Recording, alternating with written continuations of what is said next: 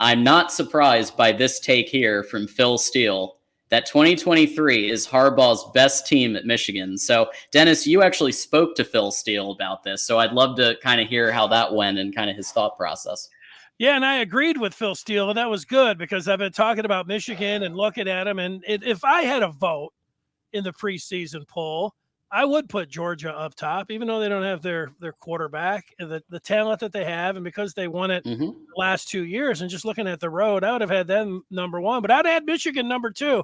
I look at everybody else, and having a quarterback coming back is a pretty big deal. And I know Clemson does technically have a quarterback coming back, but I like, and I know maybe coming up we'll talk about J.J. McCarthy. I like where Michigan's sitting with their returning junior quarterback. That's why I had him number two. I don't think you could put Ohio State in front of Michigan at two. I don't know. You seem like you can always put Alabama at number one if you want, but I wouldn't put them in front of Michigan either. So when Phil Steele said, he thought that this was Jim Harbaugh's best team and he had him in the top five and he has them making the college football playoff, I was in lockstep with him. I can see that. There's not a lot of weaknesses on this team.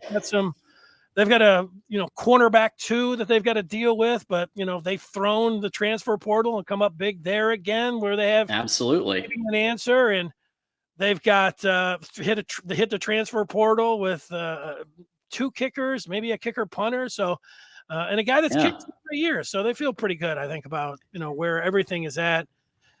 The only thing you can say, and people say this a lot, is that historically, whether you want to go back 20, 30, 40 years, 50 years, is that when Michigan is ranked, really close to the top and they have those expectations, they actually haven't come through. In 97, they were ranked 14th in the preseason. And Sporting News came out infamously and said that the M stands for mediocrity.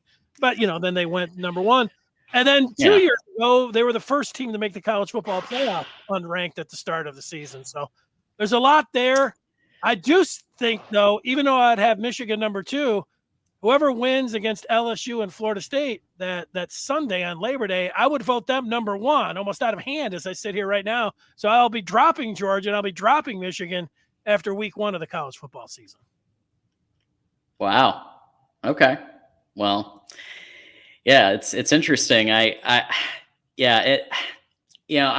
the one hand, I kind of like that everybody is saying, hey, Georgia could three-peat and things like that, because with that, Michigan does its best, like I think you said, kind of as an underdog.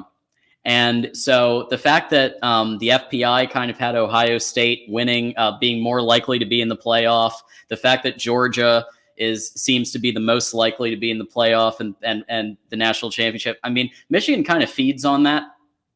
And so even though most people think Michigan's in the top 4 or 5 this year, there's still nuggets that Harbaugh can pin to the bulletin board and things like that. People saying that their wide receivers aren't amazing. And let's be honest. I mean, the wide receiver talent, if you compare it to Ohio State, that's probably the one area on the entire football team that I'm like, I'm a little shaky. Because everywhere else, like you said, Michigan's one of the only ones with a returning quarterback, period.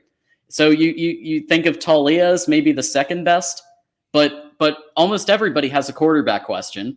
And Kyle McCord, I'm sorry, but with the game tape on him that we've seen so far, and the spring game and everything that we've seen so far, I just don't see him as being better than JJ right now in any universe. Yeah, half the teams in the NFL, I don't think could stand up to Ohio State's wide receivers room. So, I mean, that's they're the best in college football. We know that. So they've had that going. I think Michigan's pass catchers are a little bit underrated. I think it happens because they don't throw the ball as much as other teams. And, they're two superstars. Immediately, you're going to say Blake Corum and you're going to say Donovan Edwards.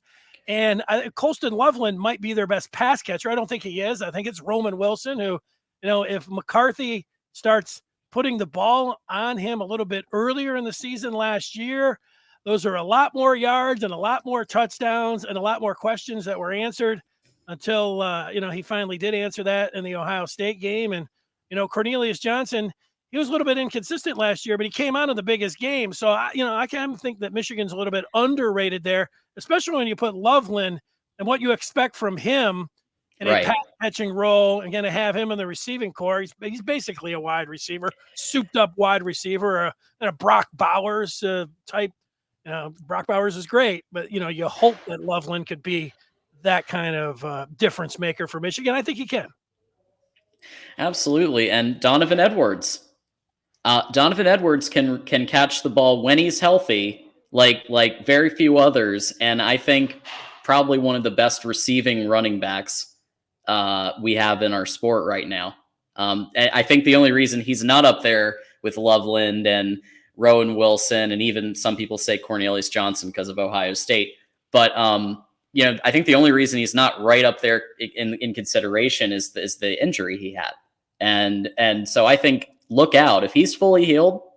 Look out, Donovan Edwards. Yeah, it wasn't just his right hand. Apparently, he was playing on one leg too. Had a little discomfort with his knee, so and he was banged up last year. Yeah, I didn't mention him as a pass catcher, and he has had some pretty big games receiving. And I think, I don't know how hot of a take it is, but if I'm ranking, it sounds really like, and boy, it's a real Michigan take. I think the best two backs in the country, not the two best backs in the Big Ten. I think the two best backs in the country is Blake Corum, number one, and Donovan Edwards, number two. I know that Ole Miss has a great running back. I see what they have at Florida State, Ohio State, Penn State, but Donovan Edwards, when you just look and think what he can do in the NFL, you already mentioned it, dual threat type of ability. That's what they want. And, I think you put him there. It wouldn't surprise me if at the end of the season, it's not like people are way down on him or anything. He's popping up a top 10, even top 5 list, but I'll put him right up there. 1 and number 2, Michigan, the best 2 running backs in the country. And this guy here, Jackson Johnson, he's a Bama fan. And he's saying that Blake Corum and Donovan Edwards will be the best running back duo in 2023. So this is coming from a Bama fan. Yeah, well, I watched, Alabama. They're one of those that you put 1, 2, 3, 4, and thanks. We're really looking forward to Gibbs, who the Lions took. Seeing what he's going to be able to do with the Lions offense. But yeah, it would be great if Michigan got to a point where doesn't matter who they're throwing out there. You're like, man, this guy. Alabama does that all the time. They'll get 2 guys hurt. Next thing you know, they're bringing up, 3rd and 4th stringers. Say, hey, these guys are better than 1st stringers. That'd be nice deal. It would.